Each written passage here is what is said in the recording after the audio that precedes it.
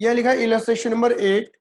देखेंगे अगर आप ध्यान से तो लिखा हुआ है A B C were part in a firm sharing profit loss in the ratio 3:2:1। मेरे बेटा कितने बंदे हैं? 3 बंदे हैं, तीनों का रेशियो दे रहा 3:2:1।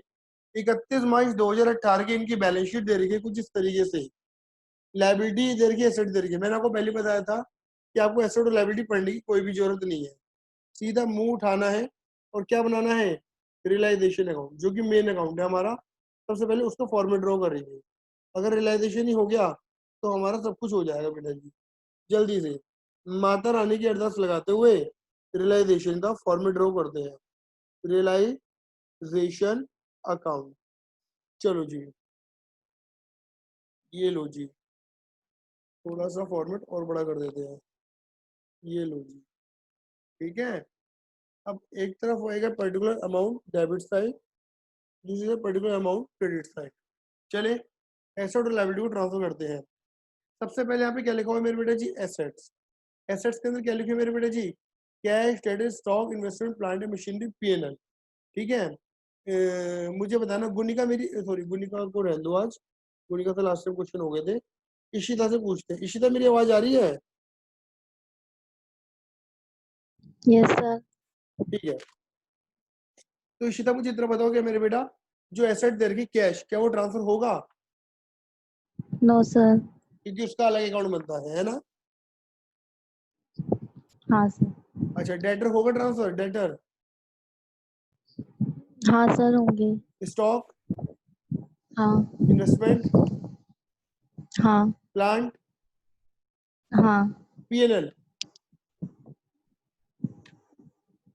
नहीं। दोनों पार्ट में बढ़ जाता है, ठीक, बहुत बढ़िया। तो डेटर, स्टॉक, इन्वेस्टमेंट, प्लांट ये ट्रांसफर कर देंगे फटाफट से। या लिखेंगे to sundry assets, to sundry assets. Sir आपकी आवाज बहुत ब्रेक हो रही है, I am not able to listen. बेटा क्या मेरी आवाज ब्रेक हो रही है क्या? नो हाँ, सर, मुझे तो सही आ रही है। एक मिनट रुको जरा, रिया को दिक्कत आई आई थी।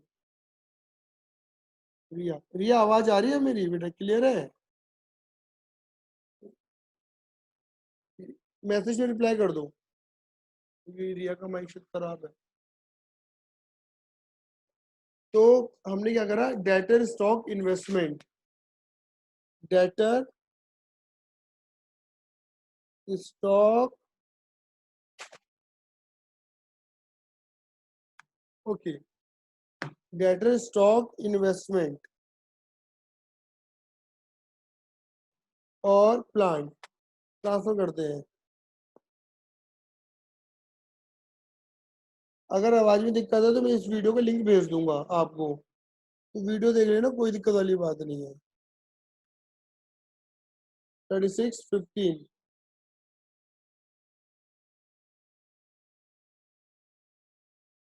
और ये आपका आ जाएगा 91,200। टोटल कर दो, करो टोटल मेरे साथ साथ।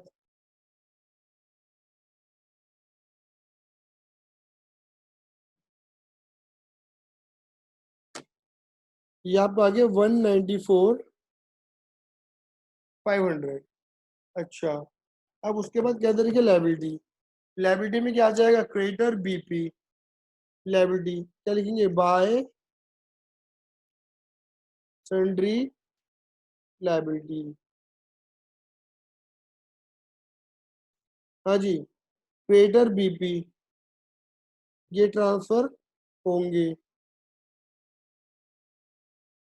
उसके बाद क्या? ईपीएफ, एम्प्लॉय प्रोविडेंट फंड भी ट्रांसफर होगा। उसके बाद क्या? इन्वेस्टमेंट फ्लक्चुएशन रिजर्व ये भी ट्रांसफर होगा। क्लियर है? उसके बाद क्या है? कमीशन रिसीव इन एडवांस ये भी ट्रांसफर होगा, एडवांस कमीशन। क्लियर है? एक मिनट होल्ड कर रहे हैं मेरे बेटा।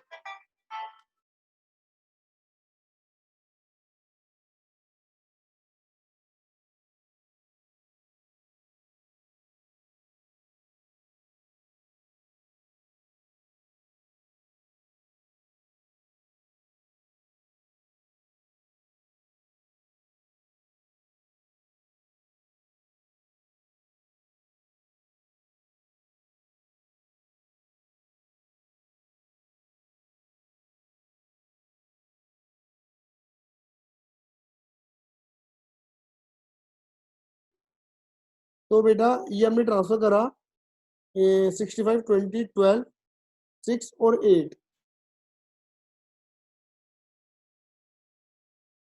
चलो जी,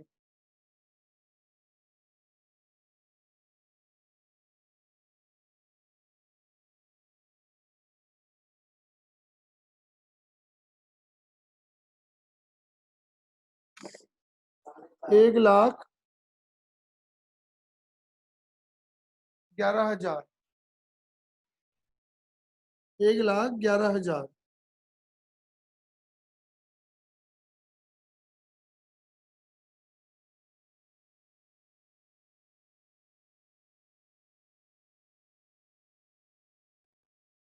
अब उसके बाद आ जाओ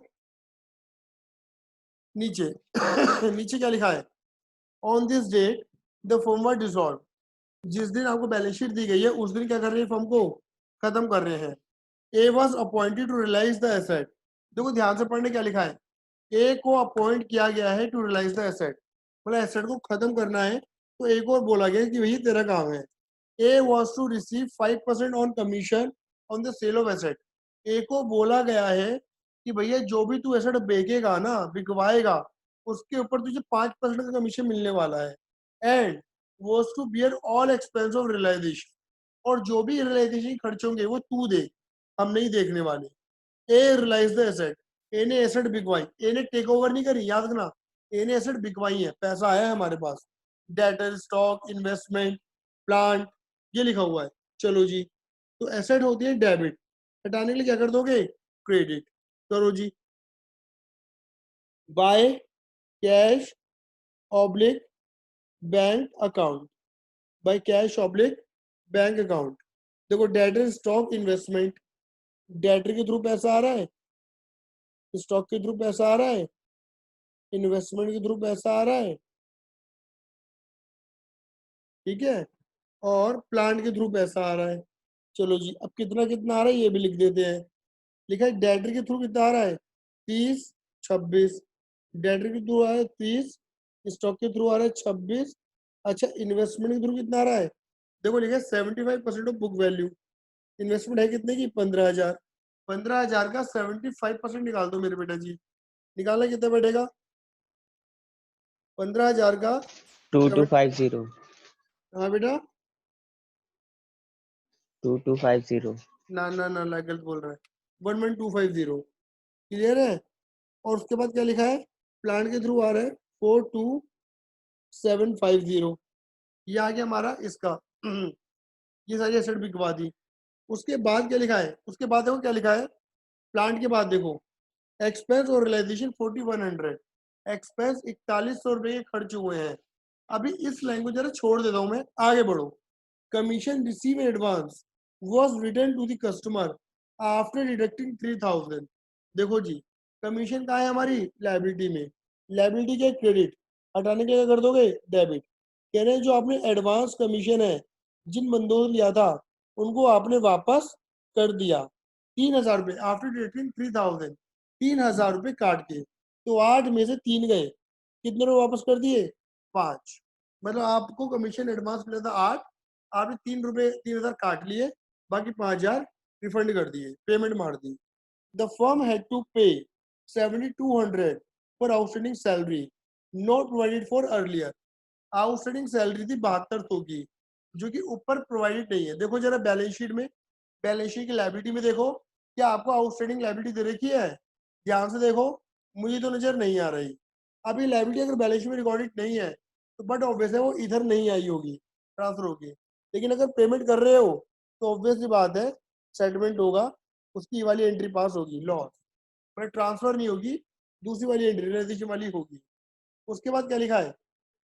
compensation paid to employee 9,800। This liability was not provided for in the above balance sheet। मतलब वही वाली बात है, अगेन वही वाली बात आ गई। कंपनसेशन हमने एम्प्लॉय को पे करा, ये भी हमारी एक लाइबिलिटी थी। ये भी लाइबिलिटी बैलेंस शीट में रिकॉर्डेड नहीं है, तो बैलेंस शीट से लाइबिलिटी से रियलाइजेशन में नहीं आई होगी, लेकिन पेमेंट कर रहे हो तो इनकी पेमेंट एंट्री पास होगी एम्प्लॉय कंपनसेशन के नाम से। कितने रुपए? 9,800 रुपीज। क्लियर है। उसके बाद क्या लिखा है last? 25,000 had to pay towards employee provident fund. Employee provident fund क्या है मेरे बेटे तुम्हारी लायबिलिटी, ये रही लायबिलिटी थी क्रेडिट, हटाने क्या कर दोगे डेबिट। ईपीएफ के नाम पे तुमने कितने पे करे हैं 25, मतलब 12,000 की लायबिलिटी, 12,000 की लायबिलिटी कितने में खत्म हुई है 25,000 में खत्म हुई है। फिर बेटा लास्ट टाइम मैंने क्या बोली थी, अगर किसी लायबिलिटी के बारे में कुछ नहीं बोला तो खुद चल के पूरी पूरी पेमेंट करना। जैसे इस क्वेश्चन में क्रेडिटर के बारे में कुछ नहीं बोला, खुद चल के पूरी पेमेंट करेंगे 65,000। बीपी के बारे में कुछ नहीं बोला, खुद चल के पूरी पूरी पेमेंट करेंगे 20,000। बाकी जितनी भी लायबिलिटी है उनके बारे में बोला है। और ये बात मैंने पहले बता दी थी, आईएफआर कोई लायबिलिटी नहीं होती जिसकी तुम पेमेंट करो। क्लियर है, आगे चलते हैं। लगाओ टोटल, लगाओ टोटल, हाँ जी लगाओ टोटल। कितना आगे मेरे बेटा जी ये बोलो, 5, 72, 98, 25,000, 65,000 और 20,000। 1,32,000. बहुत बढ़िया, 1,32,000। फिर आगे 30, 26 और 11,250 प्लस 42,750। क्लियर है, ये आपकी एसेट कितनी आ गई 1,10,000 रुपये। चेक कर लेना मेरे बेटा जी, 30, 26, 11,250 42,750। क्लियर है। अब देखो आ जाओ जरा सबसे ऊपर आ जाओ, क्या लिखा है, कह रहे ए जो भी एसेट बिकवाएगा ए को कमीशन कितना मिलेगा 5% का। अब मुझे इतना बताना, अगर हम फर्म है हम ए को कमीशन देंगे तो हमारे लिए क्या हो जाएगा खर्चा, और खर्चे क्या होंगे रियलाइजेशन में डेबिट, किसके नाम से एस कैपिटल नाम से। उसे कितना मिलना है जितनी उन्हें एसेट बिकवाई है। अब देखो ये रही एसेट, ये सारी बिकवाई है, टोटल कितनी होगी मेरे बेटा जी 1,10, 1,10,000 का निकाल दो मेरे बेटा 5% कितना निकल कर आएगा 5500। तो भैया फर्म ने बोला है जो भी एसेट बिकवाएगा 5% ले लियो, लेकिन रियलाइजेशन खर्चे तू नहीं देखने, तू पे करेगा। क्लियर है। एक काम करो क्वेश्चन में देखो, क्वेश्चन में ए रियलाइज द एसेट के बाद देखो उसमें जो लाइन लिखी हुई थी एक्सपेंस ऑफ रियलाइजेशन अमाउंट 4100। अगर मेरे प्यारे बच्चों तुम्हें याद हो तो मैंने एक बात बताई थी तुम्हें, रियलाइजेशन एक्सपेंसेस के अंदर दो शब्द बड़े कीमती होते हैं, दो शब्द बड़े कीमती होते हैं, याद है ये भूल गए। मैंने बोला था मेड किसका बनता है, और फिर बोला था मैंने पेड किसने पे किया।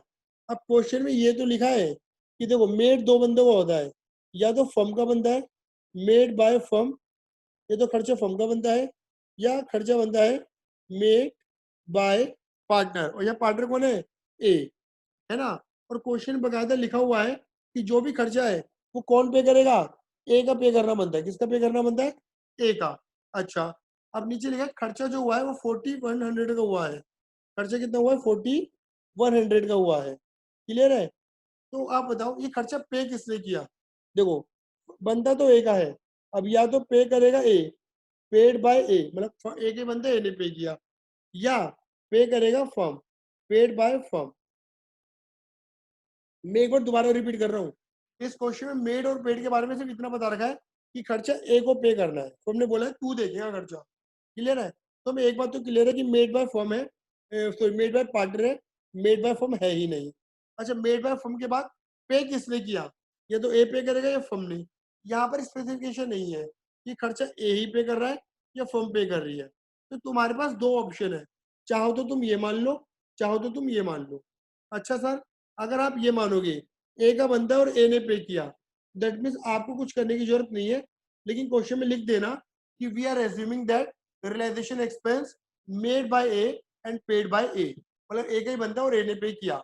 लेकिन अगर आप ये मानोगे, ये वाली assumption मानोगे, तो आप वहां लिख देना कि we are assuming that made by A but paid by firm, पर बनता तो ए का है, फर्म ने पे किया, तो फर्म क्या करेगी ए की कैपिटल कम कर देगी, फर्म बोलेगी तेरा खर्चा तू पे कर, तू मेरी जेब से क्यों निकलवा रहा है, तो फर्म उसकी कैपिटल कम कर देगी ए की 4100 से, अपना पैसा वसूल कर लेगी, और फर्म के पास से क्या चला जाएगा पैसा, टू कैश अ बैंक।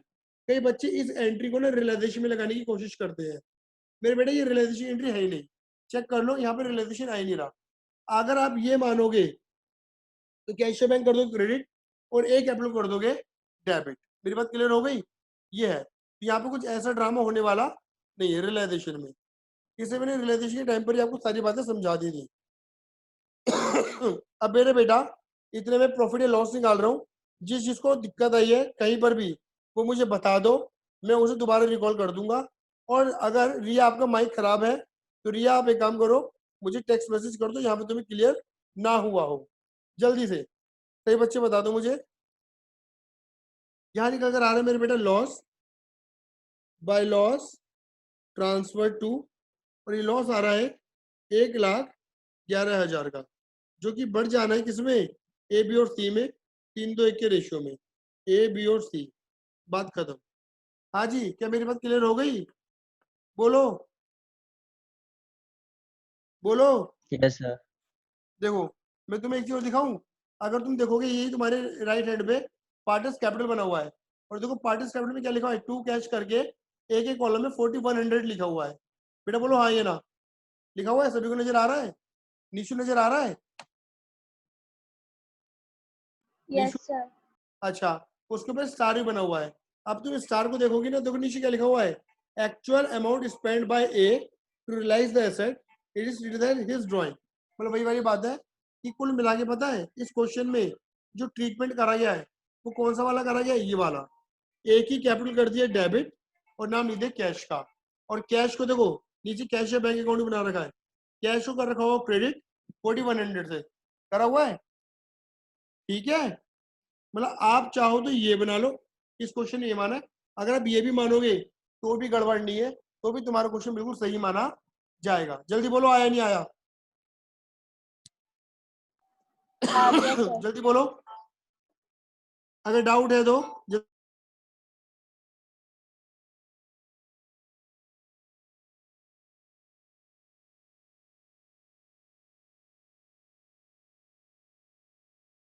हाँ जी, डाउट है तो बताओ फटाफट से, ना तो मैं आगे बढ़ू।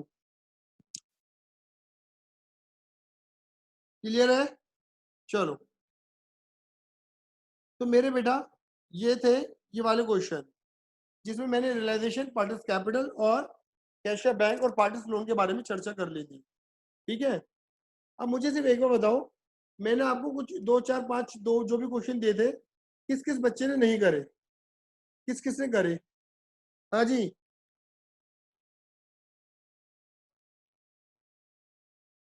इशिता करे थे?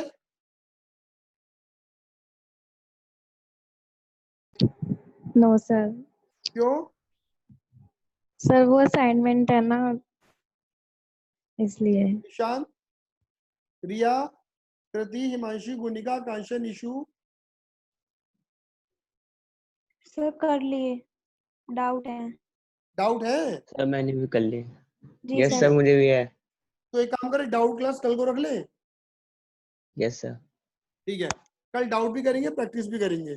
चलिए, अब मैं तुम्हें सिखाता हूँ किसके बारे में, जनरल एंट्री के बारे में। देखो जनरल एंट्री वाले क्वेश्चन 4 से 6 नंबर में आते हैं।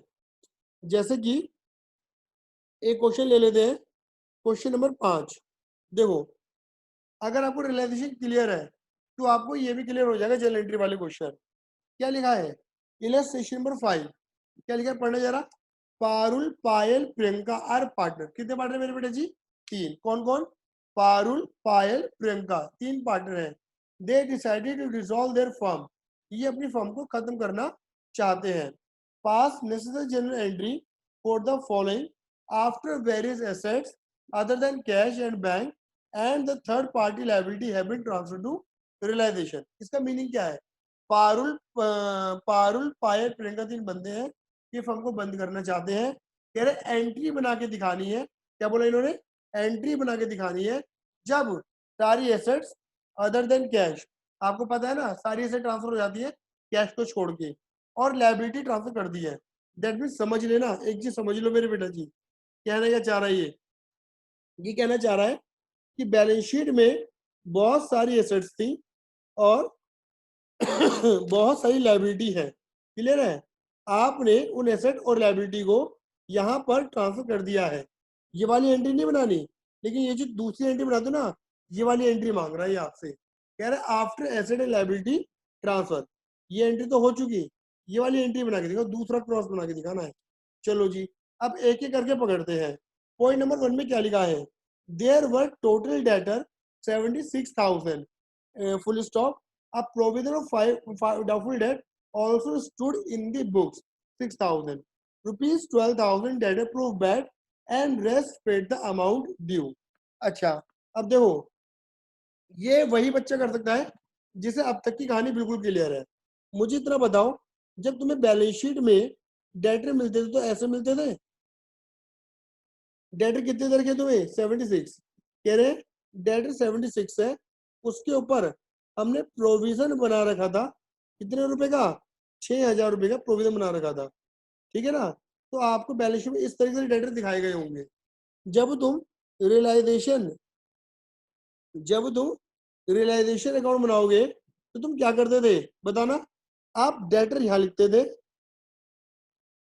76 और प्रोविजन यहां लिखते थे 6,000, ऐसे करते थे, मतलब ट्रांसफर करते थे आप इसे, और इसकी एंट्री बनानी नहीं है। अब मुझे बताओ, कह रहे हैं डेटर है 76, उसमें से 12,000 रुपये मर चुके हैं, तो 76 में से कितने मर गए? 12। कितने मिले होंगे मेरे बेटा जी? 64,000 रुपीज मिल गए होंगे। अब बताओ, डेटर है डेबिट, हटाने के क्या करोगे? क्रेडिट। और एंट्री कैसे लिखोगे? बाय कैश या बैंक अकाउंट के थ्रू एंट्री लगाओगे। कितने रुपए? 64,000 रुपीज। क्या मेरी इतनी बात क्लियर है सभी को? जिसको भी डाउट है फटाफट बोलो हाँ या ना। मैसेज में रिप्लाई कर दो जिसका माइक, मतलब अगर आवाज नहीं आ रही है तो।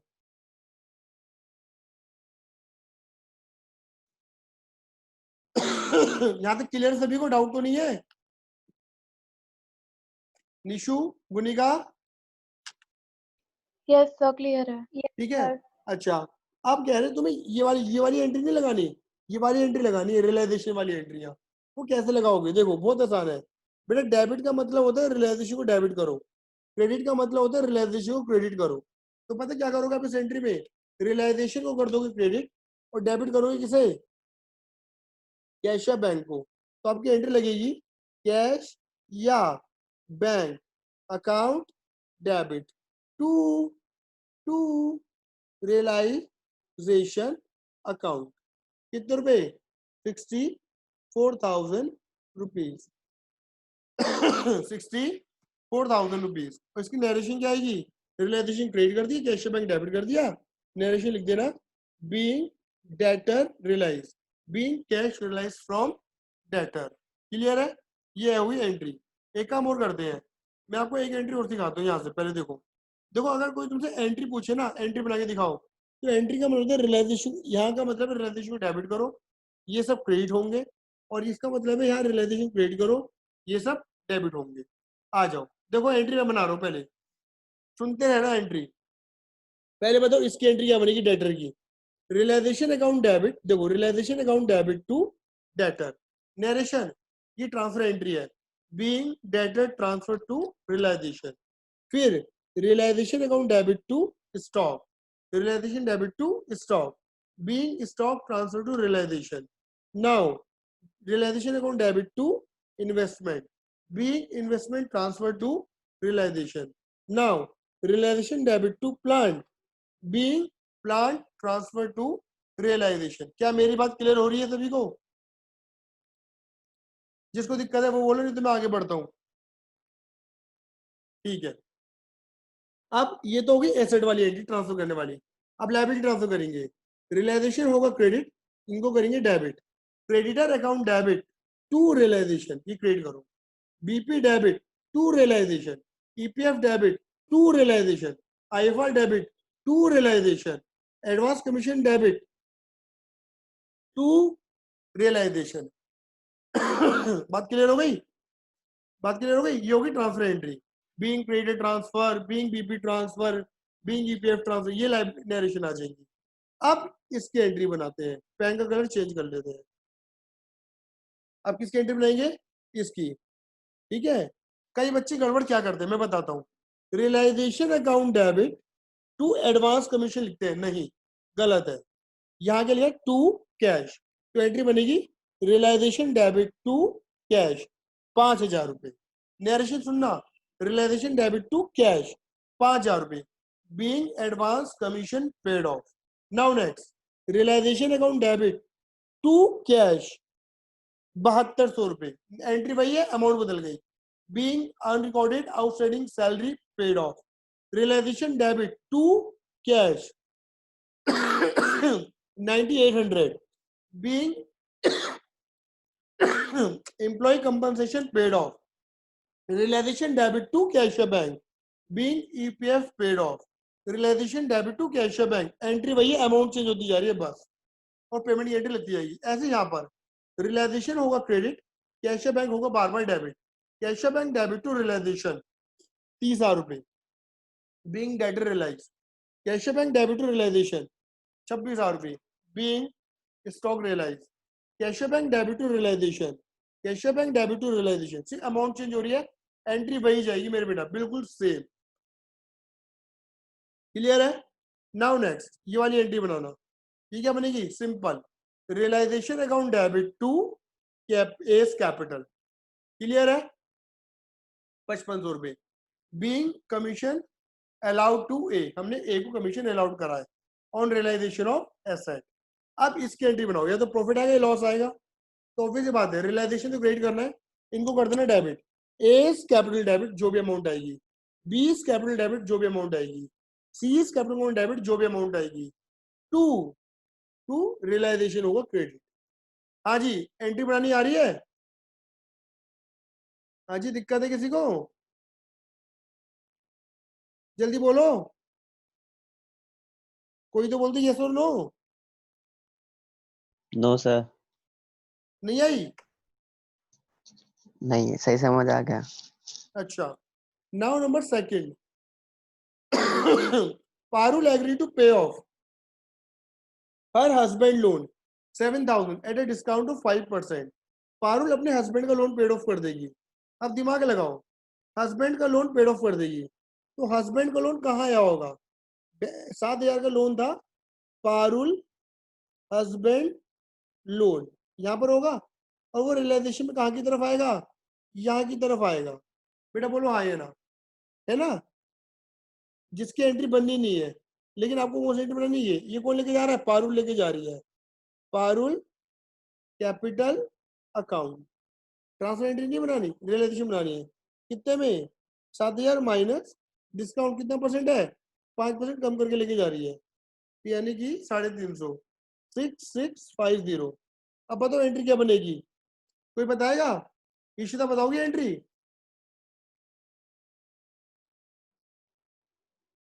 ईशिता एंट्री क्या होगी? Yes, sir. बोलो. Realisation account debit to To Parul's capital account 6650. बात क्लियर होगी सभी को? नाउ नेक्स्ट नंबर थर्ड, क्या लिखा है? लिखा है अ machine which was not recorded in the books was taken over by Payal at 3,000. Where is expected value taken over by where इसके expected value 5,000 थी. मतलब एक मशीन थी जो रिकॉर्डेड नहीं थी. देखो जी, अब मशीन बैलेंस शीट में एसेट साइड में रिकॉर्ड नहीं है, तो बट ऑब्वियस है वो रियलाइजेशन में यहाँ पर भी नहीं आई होगी. मैंने बोला ना ये नहीं होगा, लेकिन रियलाइजेशन होगा. कौन लेके जा रहा है? वो मशीन लेके कौन जा रही है? पायल लेके जा रही है. तो क्या लिखोगे? Piles capital account. मशीन की एक्सपेक्टेड वैल्यू थी 5, लेकिन ज्यादा 3 में रही है ना, तो 3 में रिकॉर्डिंग होगी, 5 से मतलब नहीं है. कई बच्चे सोचते हैं 5 की चीज 3 में जा रही है, 2 का लॉस लिखो. ऐसा कुछ नहीं होने वाला. चीज अनरिकॉर्डेड थी, और वो कितने में चले, कबाड़ा कितने में चला जाए, हमारा फायदा ही होता है. हाँ जी, कोई एंट्री बताएगा इसकी? निशान बताएगा?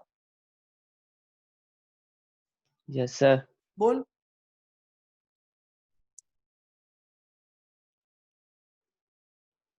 Sir realisation to. ये देख रियलाइजेशन क्या होगा, देख इधर देख, रियलाइजेशन क्या होगा? क्रेडिट. हाँ. तो डेबिट किसे करेगा? पहले पायल, पहले डेबिट करता है. Payal's capital account. हाँ. Debit to. Payal's capital account debit to realisation. Clear है ना? Yes sir. बहुत बढ़िया, बहुत बढ़िया. उसके बाद आ जाओ, a condition liability not provided, यानी वही वाली बात है, अनरिकॉर्डेड लायबिलिटी 4,000 ऑल्सो डिस्चार्ज. मैंने क्या समझाया था? लायबिलिटी बैलेंस शीट में यहाँ रिकॉर्डेड नहीं है. जब यहाँ रिकॉर्डेड नहीं है, तो बट ऑब्वियस है वो रियलाइजेशन में यहाँ की तरफ भी नहीं आई होंगी, लेकिन पेड ऑफ कर रहे हो तो पैसा जाएगा। एंट्री लगेगी, कितने रुपए थे? 4000 रुपए थे, पेमेंट करी है, लॉस। हाँ जी, गुनिका बताओगी? सर इसमें realisation account debit to cash या बैंक अकाउंट। क्या बात है, मजा आ गया। उसके बाद क्या लिखा है? पांचवा, the firm had a debit balance और ₹27,000 in PNL account on the date of dissolution. Firm के पास डेबिट बैलेंस है, बताओ पीएनएल का। मुझे बताना डेबिट बैलेंस क्या होता है? लॉस जो यहाँ नजर आते हैं एसेट साइड में, ठीक है। अगर ये क्रेडिट बैलेंस बोलता तो मैं लायबिलिटी में लिख देता। मुझे बताओ क्या ये पीएनएल बैलेंस शीट में जाता है, सॉरी रियलाइजेशन में जाता है? No sir. जाता है? बोलो ना। क्या? नहीं। नहीं ना। पीएनएल कहाँ जाता है? पार्टनर से बढ़ जाता है। तो पीएनएल क्या होता है? डेबिट। हटाने की क्या कर दोगी? क्रेडिट। इसकी एंट्री रियलाइजेशन के थ्रू पास नहीं होने वाली, और डेबिट कर दोगी। कौन कौन पार्टनर से मेरे बेटा जी? पारुल, पायल, प्रियंका। क्या कर दोगे? Parul's capital debit, Priyanka's capital debit, Parul, Payal, Priyanka, ठीक है। और बांट दो, इनका रेशियो नहीं दे रखा, इक्वल बांट देना। कितना बढ़ेगा? इक्वल, 1:1:1, नो, नो और no. Narration, being PNL distributed between the partner. Last क्या लिखा है? प्रियंका पेड रियलाइजेशन एक्सपेंस 15,000 रुपए। प्रियंका ने रियलाइजेशन खर्चे पे करे 15,000 रुपए आउट ऑफ हर पॉकेट, अपनी जेब से। And she was to get remuneration 80,000 for completing the dissolution process. इसे ध्यान से पढ़ लो। प्रियंका ने 15,000 रुपए पे करे हैं अपनी जेब से रियलाइजेशन खर्चे के, डन। और उसको कंपनी 18,000 रुपए देगी, फर्म देगी डिसोल्यूशन करवाने के। देखो जी, पहली बात तो समझ लेना, पहली बात ये समझ लेना, अगर तुम रियलाइजेशन, अगर हम प्रियंका को 18,000 रुपए दे रहे हैं तो हमारे लिए खर्चा हो गया, तो फर्म क्या करेगी? अपना खर्चा मान के प्रियंका कैपिटल के नाम से 18,000 रुपए लिख देगी यहाँ पर, ठीक है, क्योंकि 18,000 देने हैं। नरेशन एंट्री क्या बनेगी? Realisation debit to Priyanka capital account 18,000 रुपए। लेकिन यहाँ पर एक बात और लिखी है कि 15,000 का खर्चा था, रियलाइजेशन का 15,000 का खर्चा था। वो खर्चा पे तो करा है किसने? प्रियंका ने पे करा है अपनी जेब से। बट ये खर्चा बनता किसका है? मेड बाय फर्म या मेड बाय पार्टनर? ये क्वेश्चन में देखो, ध्यान से देख लो, ये कहीं पर भी नहीं लिखा हुआ, ठीक है, ये कहीं पर भी लिखा हुआ, ये बनता किसका है। तो आप क्या मानोगे? आप ये मानना, जब क्वेश्चन कुछ नहीं लिखा, आप ये मानना ये मेड बाय फर्म ही है, बनता फर्म का है, बट पे कौन कर रही है? प्रियंका। तो फर्म क्या बोलेगी? मेरा खर्चा, खर्चा मान के फर्म क्या कर देगी? खर्चा मान के डेबिट, रियलाइजेशन अकाउंट डेबिट, और टू प्रियंका कैपिटल अकाउंट। मतलब एक तरीके से दो एंट्री लगेंगी मेरे बेटा जी। प्रियंका को एक जो 18,000 देने उसकी एंट्री 18 से, और एक कमीशन को रिएम्बर्स करने की एंट्री, क्योंकि कुछ लिखा नहीं है मेड के बारे में। हाँ जी, क्लियर है? जल्दी बोलो हाँ या ना, क्लास एंड होने वाली है। Yes sir. चलिए बाकी मैसेज में बात करते हैं, चलिए बाय बाय।